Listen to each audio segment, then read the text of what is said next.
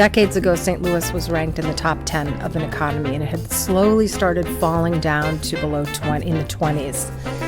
And so there were a lot of civic leaders that wanted to know how we could reverse that.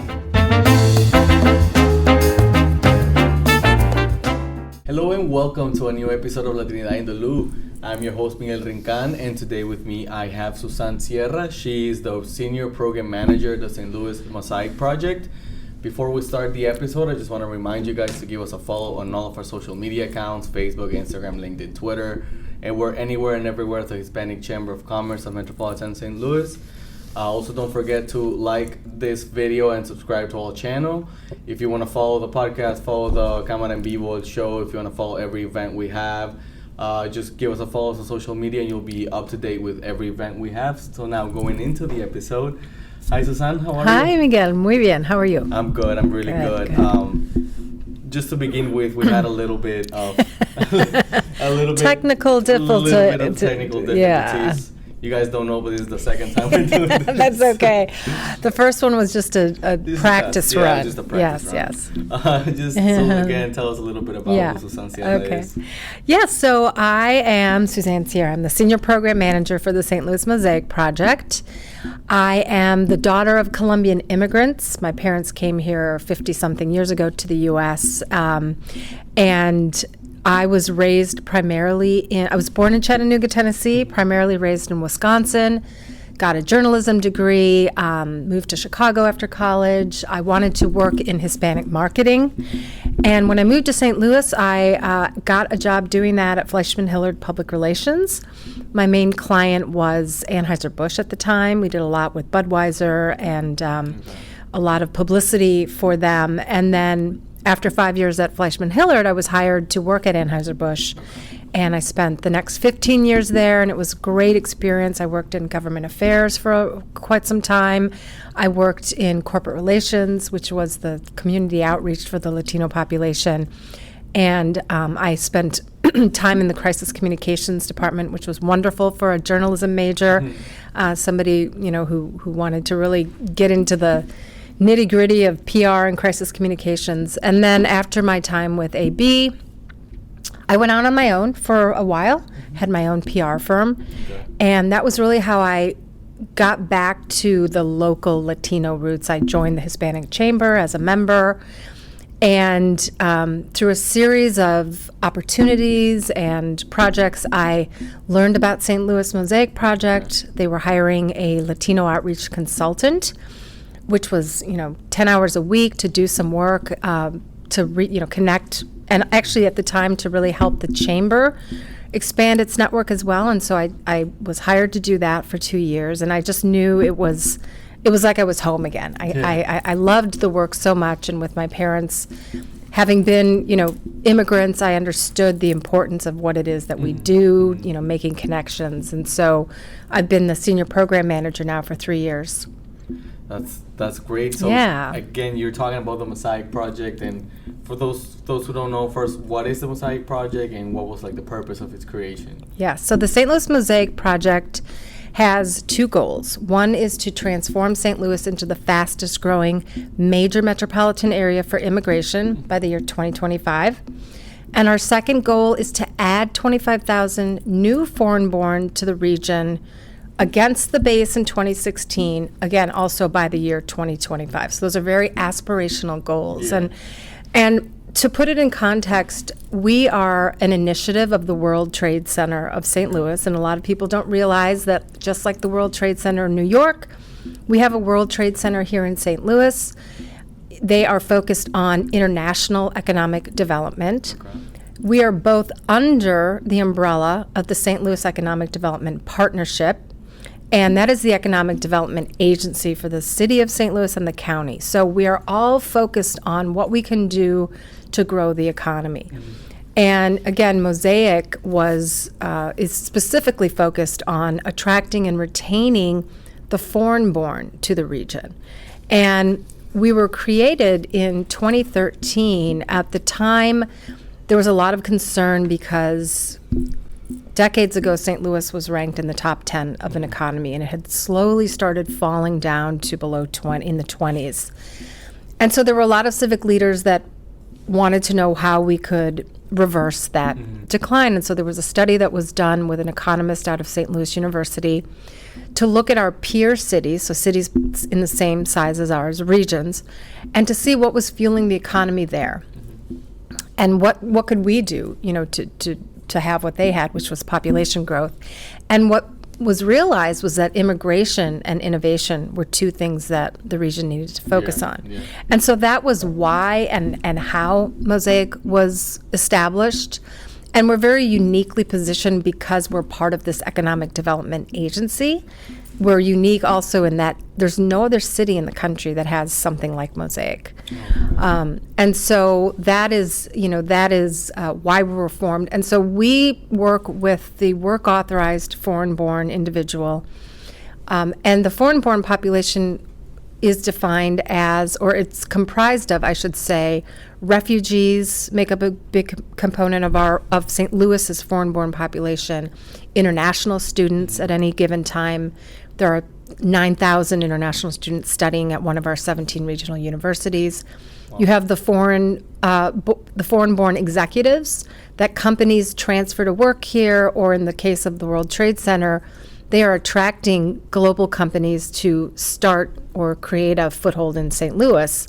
And oftentimes those companies bring foreign-born executives and their families, to come here.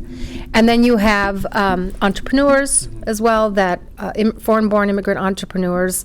And you have people that come here from another state to join family or because they heard that it's a welcoming place. And so that's how the region's foreign-born, that's who defines the foreign-born population. So we have a lot of room to grow because we have less than 5% foreign-born compared to, again, cities like Chicago and others that have 14% to over 21% foreign-born. Wow, that's a big gap. It is a big gap. So we have a lot of opportunity. Yeah. And you were mentioning the audience you serve, which is foreign-born individuals, and you mentioned international students, so I want to begin with that because I was an international student when I first came here in 2015. So what do you guys do to help? How can you guys help the international student? I really appreciated hearing about your story. Let me just start by saying that Mosaic we have a staff of 3 people. So what we do, we work primarily, we function as a marketing arm for the region. We don't provide social services. Okay. We don't provide deep programming. But what we do is what we call warm introductions, and we're catalysts for connection for individuals, for companies, for schools, for businesses that want to connect with the foreign-born, or if you're foreign-born, to help you acclimate here. So in terms of international students, we work with the international career advisors at all of the universities. We don't work one-on-one with students. We don't have the capacity to do that. But what we do is we develop webinars and programming, and we make introductions for the university students that can help them understand kind of more firsthand what it's like to work for a St. Louis company, help them understand what the American work culture is like. We often do panels with former international students who are now working at U.S. companies, or they're entrepreneurs, and we provide a panel where they share their experience and they talk about how was it for them to network and what worked for them, and we hold those panels and invite students to participate. So we like to say that our goal is to help international students learn to become irresistible to U.S. employers. So it's a lot of educating and matchmaking so that the students can see and aspire to what they see someone who was in their shoes at one time who's now working, so that they can aspire to that, and to just also know that there are other people out there like them. And so it's about sharing that lived experience with them. That's great, because again, coming from my experience, I would have loved to be like a webinar and learn from someone who already went through all that and tell me like, okay, this is what it is, because a lot of people don't know, but it is very very different. Like the workplace and everything else is very different from Latin American countries. I was giving you the example of LinkedIn. Yes. With my parents, like if I mentioned to them about LinkedIn, they would have never understood that, because over there, like you print your resume, you hand it to someone, the HR, and then you go from there. Right. Here, like you have to network, you have to know people, you have to be updating your LinkedIn all the time, maybe even posting stuff about it. Right. So it's very, very different. And now, like the webinars you just mentioned, how can people who are watching this or listening to us, how can they go? Where do they need to go to look up those webinars and that? So the examples I gave you are specifically for international students at the various universities.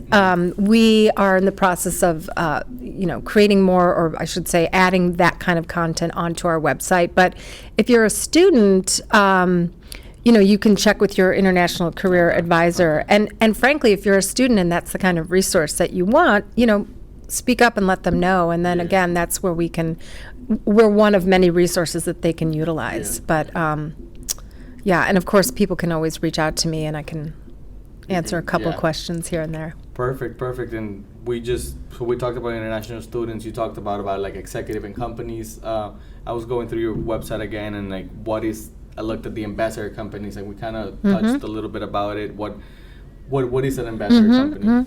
So our programs are categorized in these areas. So we have an ambassador, which can be an individual, a K through 12 school, or a company.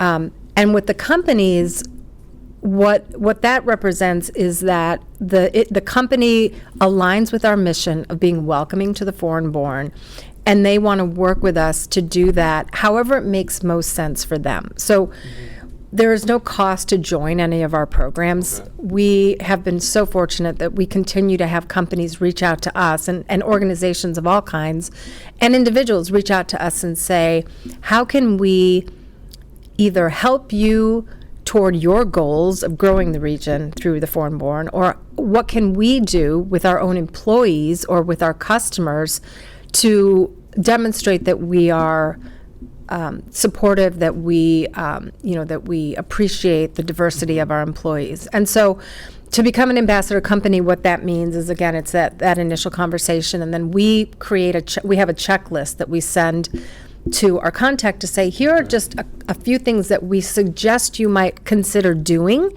examples of things that you might do to be welcoming. And then the company looks at that, they may add some things, we work with them. Again, it's what works for them, what do they need? And then we make it official by issuing a joint press release, and then we post that on social media.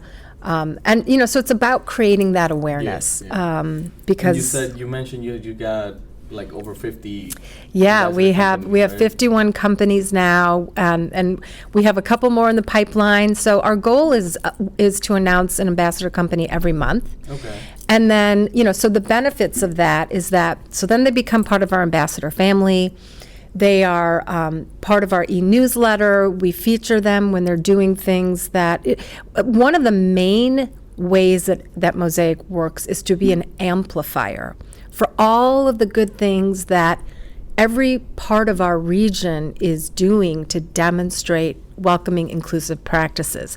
So for companies, I'll give you two examples. So Emerson became our 50th ambassador company. And what we did with them is we have been going in we've been going in and presenting to their different employee resource groups about, not just about Mosaic, but here's what you need to know about the foreign-born community. Here are volunteer opportunities. And then with Benson Hill, they were our 51st company. They invited us to moderate a panel with 3 of their foreign-born employees that they opened up to their entire campus and to the public to come in and get to know the employees, understand their stories. What was it like for them to acclimate to the St. Louis culture? And so it's all about sort of facilitating, starting, and amplifying the conversation of what it means to be welcoming. Yeah.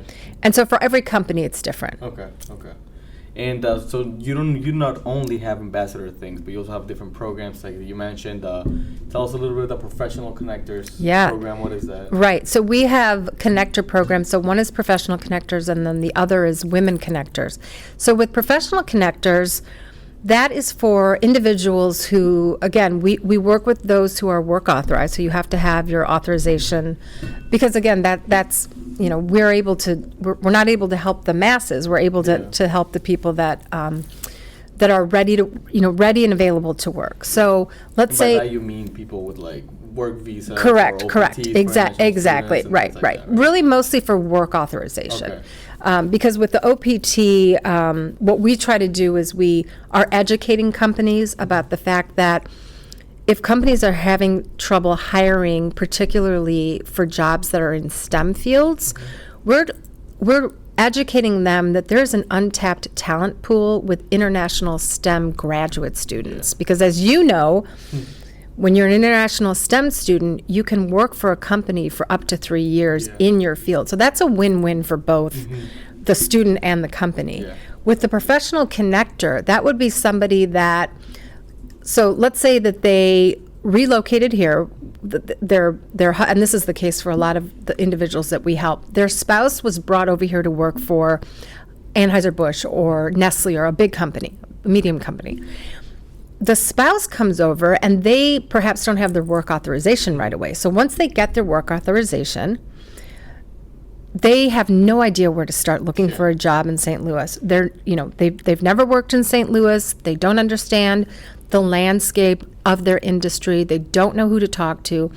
So they might not even know what a good company is. Exactly. They don't know. They're starting from scratch. And as we know in St. Louis, it's all about where did you go to high school, and really everywhere it's all about who you know, because that makes a really big difference. I mean, when I moved to St. Louis, I did not have a job, and I ended up at Fleischman Hillard because I networked like crazy.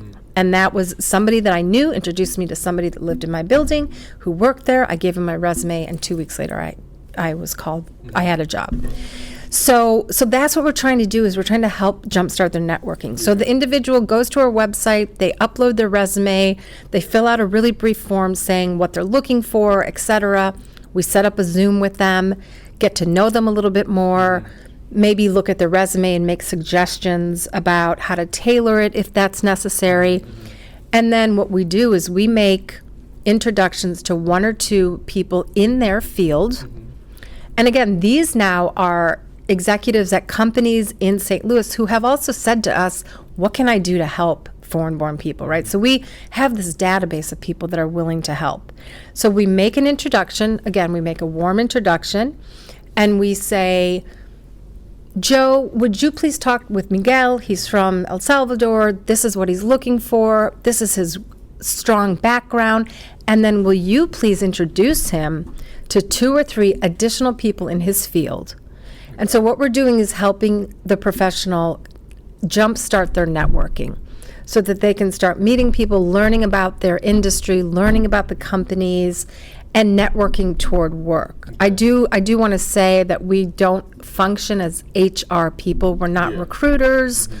We make that initial introduction, and then it's ultimately going to be the company's decision. So. No, and that's a great way, because sometimes that's what you need. You just a little push. Exactly. Like a little push and talk, just be headed to the right direction, like go this way, and sometimes that's all you need. Well, and it becomes really a coaching sort of relationship, which I personally love. I had so many people when I moved here and I didn't know anyone who talked to me. They were willing to have a meeting with me, and I will never forget that. And so I'm always so happy to give back and to say, yes, I'd be happy to talk to you and give you some tips. And, oh, by the way, here's 2 other people you can talk to. It's just, it's a great feeling. And so one of the things we do tell a lot of the foreign-born people is to be patient, because it's frustrating when you're looking for work, and the process takes a long time. And that can throw people off, but I just tell people to be patient. And it's been wonderful to hear so many people land in the right position, because that's what we want. That's what, again, all of those individuals who are working, they're satisfied and working in their field. They don't end up working at Starbucks or just not even working because they can't find jobs. It helps the economy. It helps their family. It helps them feel a sense of belonging, a sense of giving back, and those are the success stories we love to hear. No, and like for everybody who's like listening or watching us, I definitely encourage you guys to visit the Mosaic Project and learn more about them, because that's a great tool. Can you give us the website information? Yes. Put it at the bottom of it's people who are listening. www.stlmosaicproject.com. Okay, perfect. And like I said, we'll put it at the bottom of the screen. And now I know you're a very busy person, because you not only have the Mosaic Project, you also have the STL Para Ti. And tell us a little bit about what is the STL I'm Para Ti. so excited about this, and I could not have done it without the Chamber's help, and Fernanda Estrada especially. So STL Para Ti is a campaign that we launched earlier this year. It's been a pilot project. Okay. So Mosaic is all about attracting and retaining the foreign-born. And, at one point in 2018, we were heading in the right direction. At that point in time, St. Louis was ranked number 3 for the fastest-growing metropolitan area for the foreign-born. Wow. And then, unfortunately, a lot of things transpired between 2018 and now, where all of that was basically lost. We had everything from COVID, from the prior administration that changed a lot of the ways that the amount of refugees that were allowed in the country, the number of visas that could be sponsored, et cetera. International students weren't able to come and study because of COVID. So we lost a lot of ground. So now we're making that up. One of the areas that we are focused on, if you look at the numbers, if you look at the demographics around the country, the cities that are growing largely because of the Latino population, right? So we also see that some traditional markets like Dallas, Fort Worth, Chicago, and Houston are losing Latinos. They're going to other cities. We want them to come to St. Louis. So STL Para Ti was designed and it's a digital marketing campaign, so we are able to take our message of St. Louis is a wonderful place to live, lower cost of living, great resources for jobs, great resources if you want to start a business. We have a robust ecosystem of support for entrepreneurs, a growing Latino population, wonderful things to do. If you like music and culture and arts and sports, we have it all. And so that is what STL Para Ti, the website, is designed to do, is to encourage Latinos who want to leave to think about St. Louis, because so many people don't even know much about St. Louis. Right, and because we don't have the large Latino population, but it's growing and it's diverse and, young like you. So I'm very excited about that. And it's just very exciting. We're getting a lot of traffic to the website. I mean, ultimately, we want people to go to the website, having heard about it, and say, "Oh my gosh, I want to move here. Send me more information." But we know that it's one step in the process of what a lot of other economic development agencies are doing to try to attract more people to move to St. Louis. So. Yeah. No, it's a great tool, because again, my experience, I didn't know anything about St. I know. Louis when I decided to come here, and honestly, I feel like it's kind of like I don't want to say stereotype, but like I feel like when you think of St. Louis, you never think of Latino. Nope. Like you think of Americans. Right. That's you think of a white population. That's what you think of. But like you said, it's growing, and I was honestly surprised to see that there's actually more Latinos than I thought there were going to be. Which is great. So if you guys can you give us the email? The website. Of so it's stlparati.com, and I will say, so again, it's geared specifically to a specific segment. We're trying to capture the people that are leaving those markets. I mean, but obviously anybody can see the website. So what I would encourage everybody who's listening and watching to do is, if you have Latino family in other cities and they're not happy living there, send them the website, encourage them to come here. It's and I'm the mother of 2 boys who want nothing more than to live in a diverse city.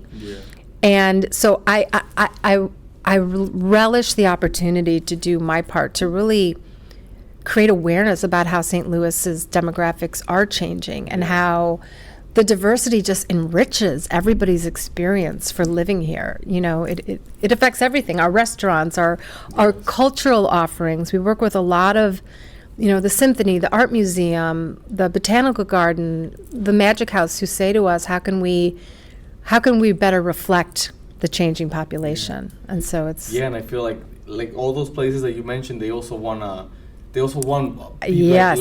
in this case, yes. Latinos to come. Yep. They want to come to St. Louis, exactly. because like you said, it not only benefits Latinos, it benefits the entire everyone.